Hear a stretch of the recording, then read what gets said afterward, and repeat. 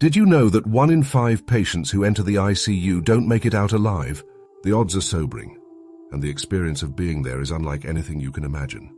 But what if I told you it's not just the fight for survival that stays with you?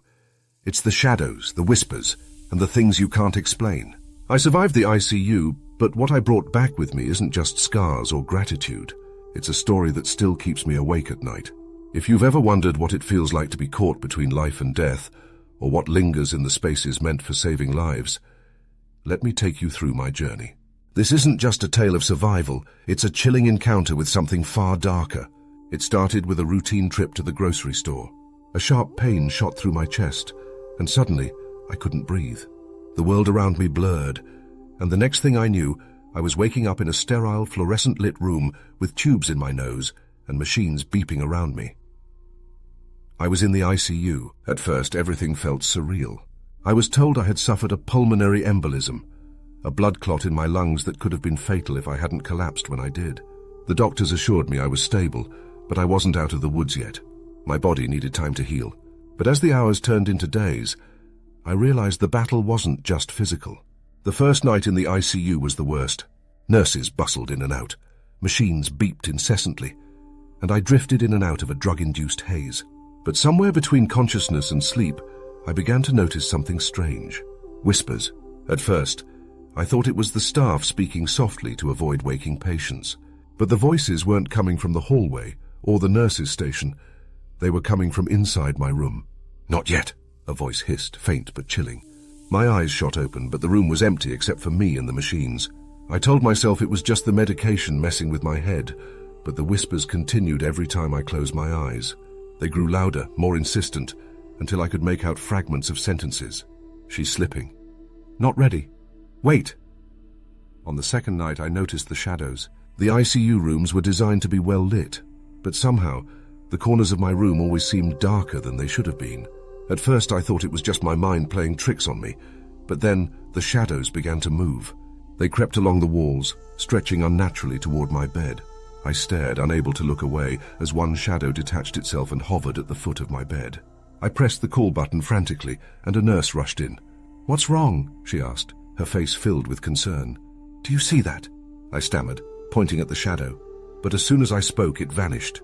The nurse reassured me that hallucinations were common in ICU patients due to medication and stress. But I knew what I had seen. By the third day, I had learned to tune out most of the strange occurrences. I focused on the small victories. My breathing was improving, and the doctors were optimistic about my recovery. But then, something happened that I couldn't ignore. The room next to mine had been occupied by an elderly man. I'd overheard the nurses talking about him.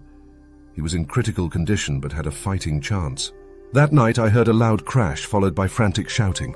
Through the thin walls I could hear the nurses calling for a doctor, the sound of machines alarming, and then silence. I assumed the worst. The next morning I asked one of the nurses what had happened. She gave me a tight smile and said, "Sometimes patients just don't make it." But here's the thing. His room didn't stay empty for long. That night I woke up to see the shadow at the foot of my bed again, only this time it wasn't alone. The elderly man stood next to it, his face pale and his eyes wide with terror. He reached out toward me, his mouth moving as if he were trying to speak, but no sound came out. I screamed. The nurse came running, and once again there was nothing there. On my fourth night, I had a visitor. It was around 3 a.m., and I was struggling to sleep. The whispers had returned, more persistent than ever, and the shadows danced on the walls like they were alive. That's when I noticed her. A woman in a pale blue hospital gown standing by the window. Her back was to me, her long dark hair cascading down her shoulders. "Who are you?" I croaked, my voice barely above a whisper. She turned slowly, her movements unnatural, almost mechanical. Her face was gaunt, her eyes sunken and devoid of life. She smiled, revealing teeth that were far too sharp. "You don't belong here," she said, her voice echoing in my mind rather than the room. I closed my eyes tightly, willing her to disappear. When I opened them again, she was gone. By the 5th day, I was desperate to leave. I begged the doctors to discharge me, insisting I was well enough to go home. "Just one more night," my doctor said. "We need to monitor you a bit longer to make sure there are no complications." That night, everything came to a head. The whispers were deafening, overlapping in a cacophony of voices that I couldn't block out. The shadows grew darker, filling the room until I felt suffocated. And then the woman returned.